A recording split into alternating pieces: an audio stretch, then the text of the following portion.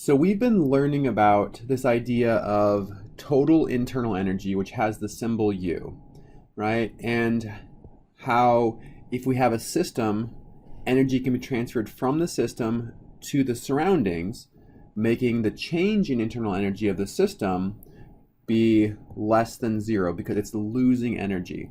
Or if you move that energy into the system, then the change in internal energy of our system, let's specify system here, is going to be greater than zero because we are increasing energy of the system, right? And in the last video, we introduced the fact that this change in internal energy to our system can come in two forms. It can come through heat, or it can come through work. So energy can be gained or lost by transferring heat from the system to the surroundings, or by the system doing work on the surroundings, or the surroundings doing work on the system. And as a reminder, this work term is equal to minus P delta V. So when the system expands and this volume change is positive, that means that the system is pushing out on the surroundings and it's creating more space for itself. And when that happens, work is being done to the surroundings by the system. So the system is losing energy when its volume increases. Okay, so let's go ahead and finish up this with something fairly short and sweet. And that's thinking about how this heat term, Q, is related to enthalpy, which we've already discussed is the transfer of heat. Okay, and let's do this by defining enthalpy. So enthalpy is defined mathematically as internal energy plus PV. Okay, so enthalpy is internal energy plus pressure times volume.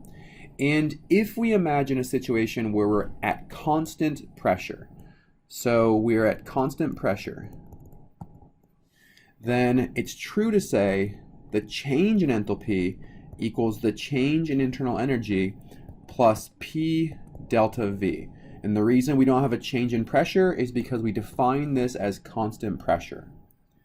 Okay, so we now have two equations which contain delta U. We have delta U here, and we have delta U equals Q plus W. So let's go ahead and combine them. So we have delta H equal to Q plus W plus P delta V. Okay, and really just kind of one last thing to do here, and we're going to see how heat relates to enthalpy. All right, the last thing here is to incorporate our equation for work into this term. So delta H equals Q plus work, we said, is minus P delta V. All right, that's from up here. And to finish up our delta H equation, we have plus P delta V. So we see here that this simplifies, right? We have minus P delta V and plus P delta V. So these actually cancel out. And we're left with delta H equals Q.